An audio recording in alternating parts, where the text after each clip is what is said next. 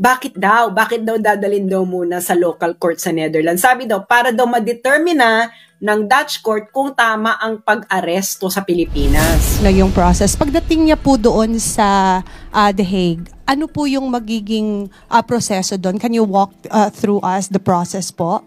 Sa aking pagkakaalam, dadali muna sa isang local court. At doon titignan, alamin kung tama ba yung proseso ng pag-arrest. Saan ka nakakita na yung foreign court, Dutch court, foreign court, i-assess kung yung ginawa ng authority sa ibang bansa ay tama o proper? Saan mong konsepto to hinugot, madam? Naloloko na kayo, GMA News. Kayo naman nagpapaloko kayo. Bakit kayo nagpapaloko, GMA News? Akala ko ba ayaw nyo ng fake news? Kayo mga pulis at sundalo, makinig kayo dahil binubobo kayo, ginagago kayo, ginagamit kayo ng mga bangag na to at nagpapagamit naman kayo. Asaan dyan ang Netherlands? Saan mo ipapasok dyan, madam? Kung bar exam ito, madam, at ito lang ang tanong, bagsak ka, Becky. Mamay, nakikita ka ba na hindi namin nakikita dito sa Article 59 na kung paano ang tamang pag-aresto? Diyan, ang Netherlands ba ang custodial state? No. Bakit ikaw na umaresto, Pilipinas, ang sasabihin mo, ang magdidetermina kung tama ang pag-aresto mo ay korte ng Netherlands? Saan ninyo hinugot ang katarantaduhang konseptong ito? Claire Castro, magpaliwanag ka. Favorite ko pa naman to si Claire Castro. Ay nako Claire Castro, favorite kita. You're my spirit animal. Okay, ito ang sabi ni Claire Castro. Okay, hindi niya ina-address ako. Pero ako nga yung nagbabiral na ito na mali nga yung pag-serve. Sabi ni Claire Castro, nare-report ng GMA News, fake news naman ito. Ipapaliwanag ko unti-unti. Okay, sabi ni Claire Castro, former President Rodrigo Duterte will have to face a local court in the Netherlands before being brought to the International Criminal Court, Palace Press Officer Undersecretary Attorney Claire. Bakit daw? Bakit daw dadalhin daw muna sa local court sa Netherlands? Sabi daw, para daw ma-determine ng Dutch court kung tama ang pag-aresto sa Pilipinas. Claire Castro, kung hindi ka ba naman 1/2, 1/4, 1/8 ang iyong pag-uutak, saan ka nakakita na yung foreign court, Dutch court, foreign court, i-assess kung yung ginawa ng authority sa ibang bansa ay tama o proper? Saan mong konsepto to hinugot, madam? Saang tadyang ito ng IQ mo hinugot? Beshi, walang ganong konsepto. Absolutely not. Nakikita niyo na? Niloloko na kayo, GMA News. Kayo naman nagpapaloko kayo. Bakit kayo nagpapaloko, GMA News? Akala ko ba ayaw nyo ng fake news? Saan kayo nakakita ng ganon? Walang ganon. Saan kayo magre-relay? Magre-relay kayo dun sa ICC statute. Ang ICC statute, parang yung constitution ng ICC, yun ang sinusunod nilang procedure. Meron bang ganyang procedure sa ICC statute na yung Dutch court mag-a-assess pa kung proper yung pag-aresto doon sa tao sa ibang bansa? Walang ganun, Claire Castro. Ipapakita ko sa inyo, mga kababayan, kayo mga pulis at sundalo, makinig kayo dahil binubobo kayo, ginagago kayo, ginagamit kayo ng mga bangag na to at nagpapagamit naman kayo. Hindi ba? Paano nyo may papaliwanag sa mga anak nyo yan? Sa pamilya nyo? Sa future generation ng mga Pilipino? Na ang isang dating presidente ng Pilipinas, dati yung commander-in-chief, hinugot ninyo ng ganun-ganun na lang at inilabas ng bansa. At mali pa ang procedure. Diba? Granting. Sa ginagawa ko to, I am thinking na tama sila na may jurisdiction ang ICC sa Pilipinas. So kahit may jurisdiction yung ICC Pilipinas, mali ang ginawa ninyo. Kaya i-share ninyo ito sa mga sundali ninyong kabarkada, kakilala, kapamilya. Dahil malaking kaengotan ito, pambubudol sa mga sundalo at pulis. Nagpabudol naman kayo. At yung mga anti-Duterte diyang lawyer, makinig kayo dahil ililibing ko na lahat ng legal hallucination ninyo sa mga tadyang na mga bababa ninyong IQ. Oh, makinig kayo ha. Makinig kayo. Okay. Tama ba ang sinabi ni Claire Castro na ipaprocess pa raw ng Dutch court at i-assist ng Dutch court tama ang pag-aresto? Isa itong 100% legal hallucination na I hope na because of old age, Claire Castro, at hindi dahil sa kakasinghot. Ito ang ICC statute. Doon lang tayo sa facts, no? Doon lang tayo sa facts. ICC statute. Okay. Ito ang ICC statute. Papalakihan ko para makita ninyo, ha? Yan. Okay? Rome Statute of the International Criminal Court. Ngayon, pupunta ngayon tayo sa Article 59. Ito ngayon ang gumulantang sa kanila. Kita nyo yan. Article 59, arrest proceedings in the custodial state. Anong ibig sabihin ng custodial state? Ang custodial state po, ito po ang umaresto. Okay? Doesn't matter kung member state ka ng ICC or whatever. Kung ikaw ang umaresto, in effect mo ang warrant ng ICC, you are the custodial state. Kaya yung Kabataan Party List dyan, kayong mga sundalo at mga pulis, makikinig kayo dun sa Kabataan Party List? Ha? Makinig kayo. Doon kayo makinig sa tumitegis sa mga katulad ninyo. Oh, sabi nila, hindi daw custodial state ang Pilipinas. O ang Pilipinas? Ano ang standing ng Pilipinas? Kayong Kabataang Party List na miyembro ng isang teroristang grupo declared as a terrorist by EU, US, at iba pang Western countries, even ng UN. Huwag niyo sasabihin sa akin, hindi kayo member ng CPP, NPA, NDF. Tumira ako ng Netherlands for a decade. Alam ko ang headquarters ninyo sa Utrecht. At alam na ng mga Pilipino sa Netherlands kung sino member ng CPP, NPA, NDF. Isa kayo doon, Kabataang Party List. Kahit pag ikot-ikutin ninyo ang mundo, hindi nyo ako maloloko. Okay? Article 59, arrest proceeding in the custodial state. Custodial state ang nag-aresto. Pilipinas. Okay? Pupunta ngayon tayo. Page 41. These are all available online. Bakit ba feeling ninyo, maluloko ninyo ang mga Pilipino? Ha? Ibig sabihin, yan lang ang gusto nyong gawin. Lokohin ninyo ang mga Pilipino. Okay, Article 59. Okay. Dito muna tayo, batas muna tayo, ha? Saka tayo mag-application. Batas. Arrest proceedings in the custodial state. Okay. Sabi dyan, a state party which has received a request for provisional arrest or for arrest and surrender shall immediately take steps to arrest the person in question in accordance with its laws and provisions of Part 9. Deadmahin na muna natin yung Part 9. Ibig sabihin, kakuha sila ng request. Warrant of arrest. Yun yung sinasabi nila Interpol note, red notice. Sino ba nag-notice sa Interpol? ICC. Ibig sabihin, may warrant. Nagpa-request sa Pilipinas na iserve yung warrant kay Duterte. O di ikaw ang custodial state, ano ka? Anong standing mo kung hindi ka custodial state? What is your legal standing? Ano ka? Rendezvous state? Ano to, Kabataang Party List? Linawin mo to.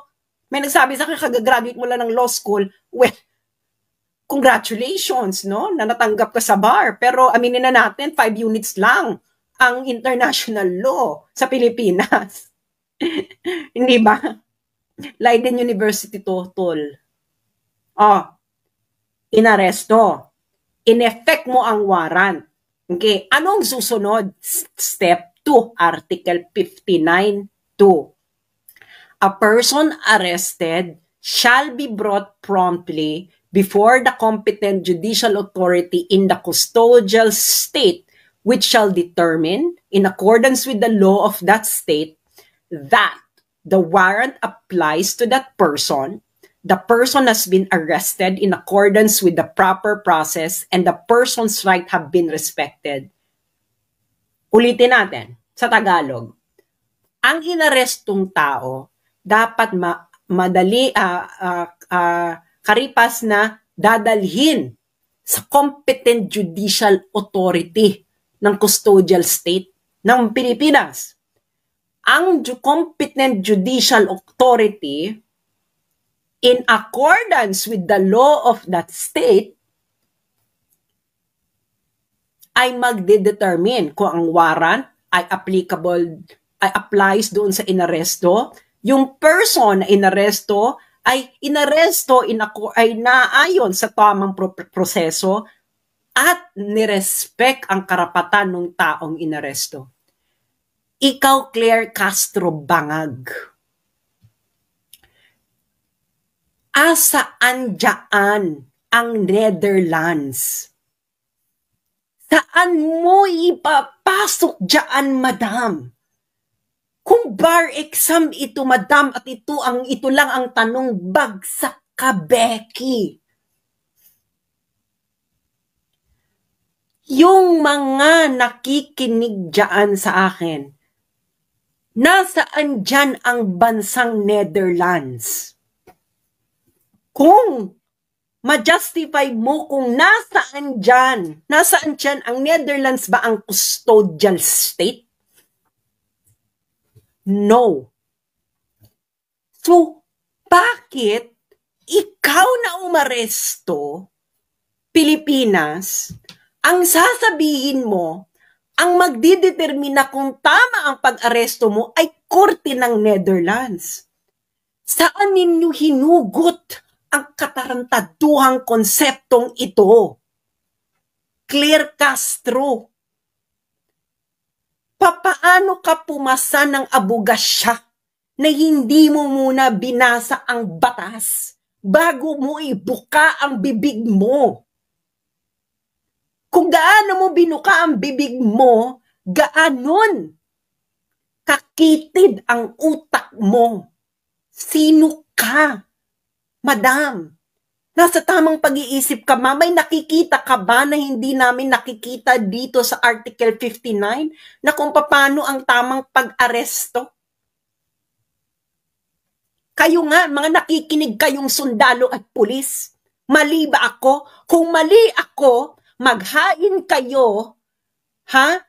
Maghain kayo, mga sundalo at pulis. Maghain kayo. Okay? I don't know. Mag-ano kayo dyan? Military court. Mag-aing kayo. Tapos pauwiin nyo ko at sabihin ninyo na mali ako at ginagago kayo mga sundalo at pulis at i-firing squad nyo ako kung mali ako. Pero kung ako ay tama, anong ginawa sa inyo?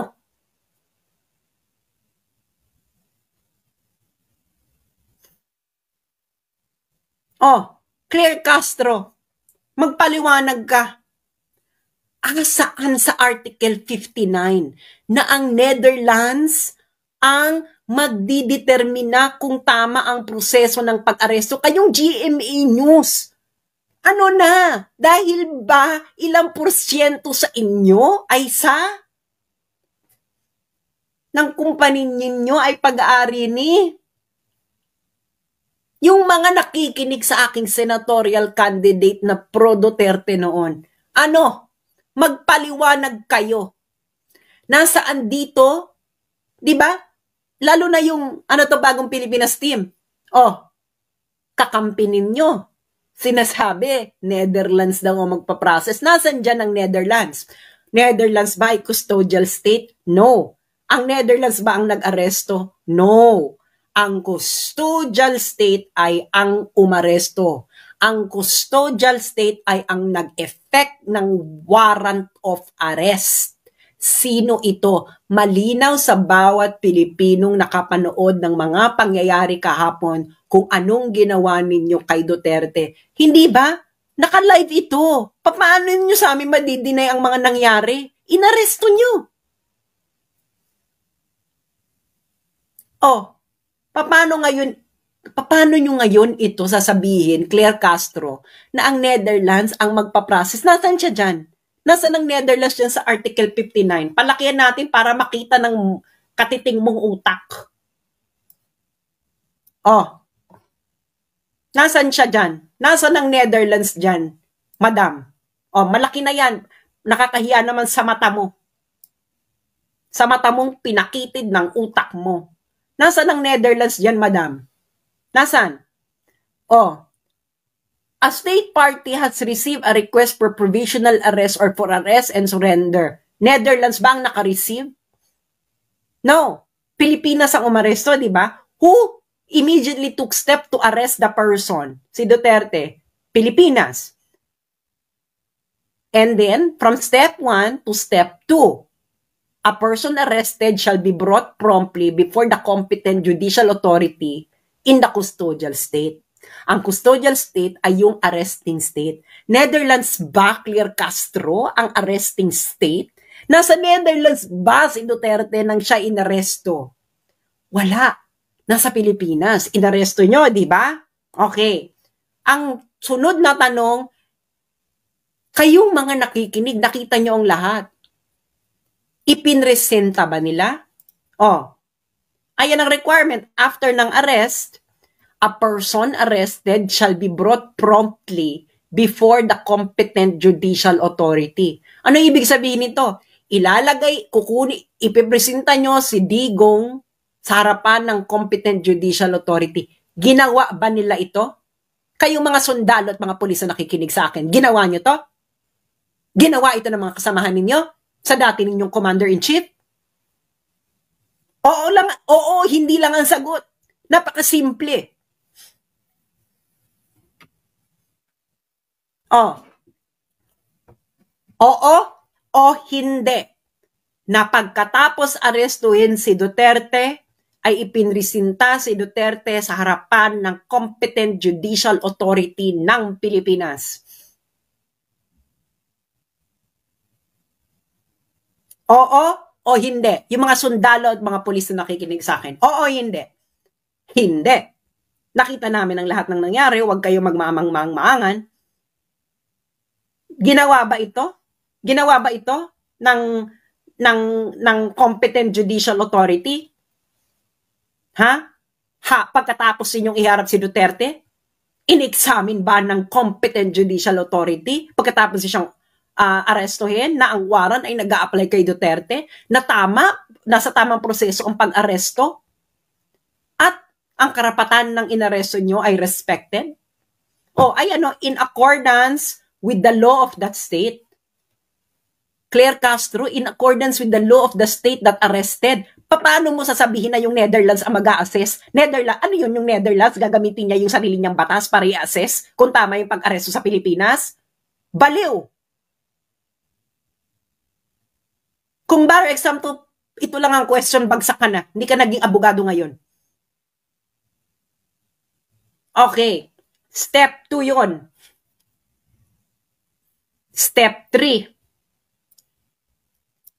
Nahiharap mo na sa competent judicial authority. Step 3. The person shall have the right to apply to the competent authority in the custodial state for interim release pending surrender. Yung competent authority dito, yung competent judicial authority yan. Okay? Hindi mo nga hinarap sa competent judicial authority. So, ginawa ba ito mga kababayan? Binigyan ba nila ng karapatan si Duterte na mag-apply sa competent authority? Paano mo nga gagawin? Hindi mo nga hinarap sa competent judicial authority. Sa ano nang gagawin niyan dito? Kailangan niyang interim release. Okay? Pending surrender. Pwede siya, karapatan niya yan. Karapatan niya ng mga akusado sa ICC. Ginawa ninyo? Napanood nyo lahat? Ginawa niya? Ginawa nila? Ginawa ng BBM administration? Simple lang sagot dito, oo, hindi. Procedure to Ang procedure, checklist lang yan. Yes or no lang ang sagot dyan. Yan ang yes or no. kayo sa mga kongreso.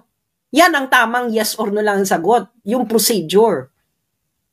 Kung procedural question. Okay. After nyan, i-review ng competent judicial authority. Ano i-review niya? Okay? I-review niya kung pwedeng bigyan ng interim release. Ngayon, yung ICC ino-notify na may request for interim release yung akusado. At yung ICC magbibigay ng recommendation kung pwede ba or hindi. Recommendation lang. Ngayon yung korte ang huling magde-decide. Okay. Sabi sa step 6, if the person is granted interim release, ibig sabihin, yung korte ng arresting state, yung Pilipinas, kung nag-grant nila, yung ICC, yung pre-trial chamber ng ICC, ay magre-request ng periodic reports ng status ng interim release. Okay. Once ordered to be surrendered, step 7, once ordered by the custodial state, once ordered to be surrendered by the custodial state, the person shall be delivered to the court. The court here is the ICC as soon as possible. Okay. So, ang nangyari sa'yo, kay Duterte, step 1, arrest, biglang nag-jump sa step 7. Tama ba yon? Mga sundalo at kapulisan, tama ba yon? So, ano ang basihan mo, BBM Bangag, na ginawa mo ang step 1, inaresto mo, inignore mo ang step 2, step 3, step 4, step 5, step 6, at nag-jump ka sa step 7. Kaya ka ba bumagsak sa Oxford? You're not following instructions. Napaka-simple. Plain language. Oh, yung mga taga Mindanao, makinig kayo. Tama? Okay.